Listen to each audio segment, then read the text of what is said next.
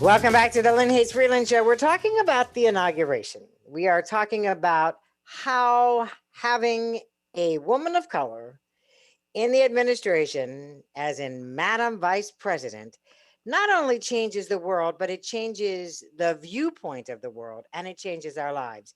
I've got three guests: Charlene Fogy Barnett, Jessica Brooks, Tammy Spencer Bay, and Samantha Clancy, looking at it through their eyes, looking at it through the eyes of their daughters, my daughter, and beyond. So, what I said before the commercial break was that as much as we are celebrating and we are all ecstatic about what's happened, the realities are there is a race issue in our world. And some of that race issue fueled what happened at the Capitol on January 6th. And since that time, we've heard a lot from the Biden Harris administration about healing the country, healing our communities. What role do you think that we can help play? Because we do need to heal. And does that concern you? This is a little bit off topic, so I apologize for that.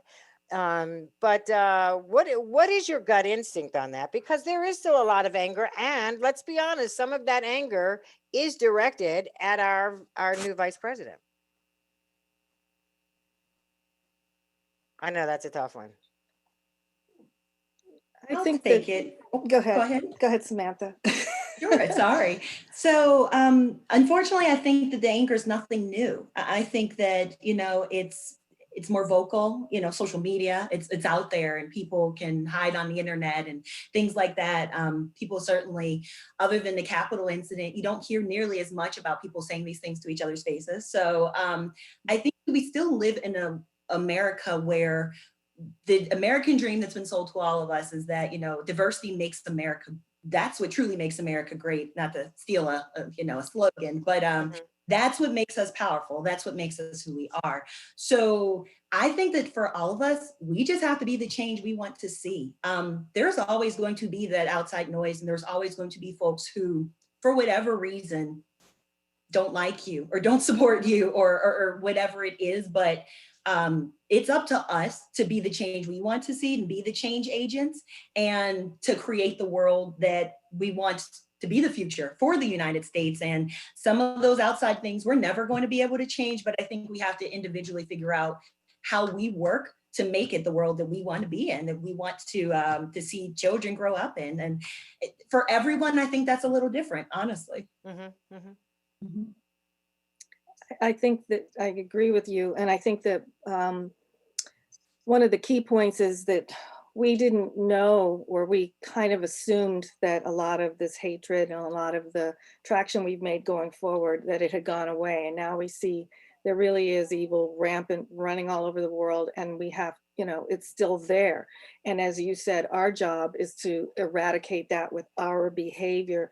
When we were little girls, our mothers would always say, be late, little, ladies, be honest and fair and expect some opposition, but don't retaliate. And that seems like a really passive, perhaps maybe idea, but like Michelle Obama said, when they go low, you go high. And just what you were saying, if we stay in positivity and we look to good always wins out, and we can close the door on a lot of this darkness that we've had to deal with lately. I guess the last thing, and I I'm agree. sorry. Go ahead. Did you want to say something? No, I was just going to say it's always been there. I think there's just a platform for it to come out. And so, we just have to, as women of color, we have to be that voice in our communities. We have to be those leaders. We have to keep pushing. We have to keep, thinking that we are going to be this and we are going to be able to do that and keep going high, no matter what, and still continue to surround ourselves and lift each other up in our community, lift each other up, build each other up, and help each other get to that next level. Mm-hmm, mm-hmm. And then at the end of the day, we're going to run out of time. So Jessica, I'm going to give this one to you. So then when we talk about whether it is Kamala Harris or Samantha Clancy or Charlene Fogy Barnett or Tammy Spencer Bay, it is that coming together. It is that supporting each other that at the end of the day is going to make that difference. Yes, it is. We have a responsibility to be bold in this new era that we've just stepped into. And I think bold collectively and bold individually. Lack of assimilation. Our individuality, we're celebrating that right now. We're glorifying the diversity that our vice president represents and this moment represents, and the inclusiveness, and even a white male endorsement in this country of all of that. I mean, there is a lot that we didn't get a chance to talk about, but we have a responsibility to be bold, to be vocal, and to be aligned. And if we all walk in our responsibility, we're going to see the outcome of that in our lifetimes. And, you know, on that, because we do have a little more time than I thought, I want to circle back to something that you said, Tammy, too, because you talked about her family. You talked about the family of Doug and Kamala Harris. And I think that was part of the celebration of this as well, that while there was all this other noise out here, here's this amazing family coming out that, you know, you had to celebrate because there's this family, they look different, but they love each other, and you had to celebrate that as well. Mhm. Absolutely. I mean, there was just love. You could see it. You know, everyone was happy. Everyone was happy for each other.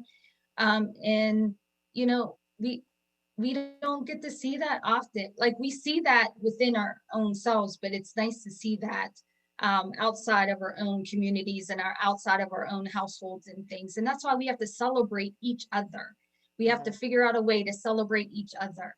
And it was just a wonderful moment. And to see the love between the Kamala and Doug, you know, I mean, that's wonderful, wonderful to see.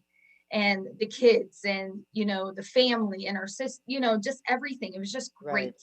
So it's just nice to celebrate that, celebrate love. You're right. And you're right, Jessica. There's so much we could have talked about. We could have had an hour, we could have had 90 minutes, and we probably still have things to talk about. But I always say that's the best way to leave it. You know, if we run out of things to talk about and we're all looking at each other, then we haven't done a very good job. But I thank you all so much for joining us today. It was a great conversation. And I have a feeling that these conversations we're going to have to do more often, just because we've opened the door now and there's no holding us back. Thanks for joining us today, ladies. I appreciate all of you. Thank you. And we'll be right back. I'll be back in just a minute to wrap this all up.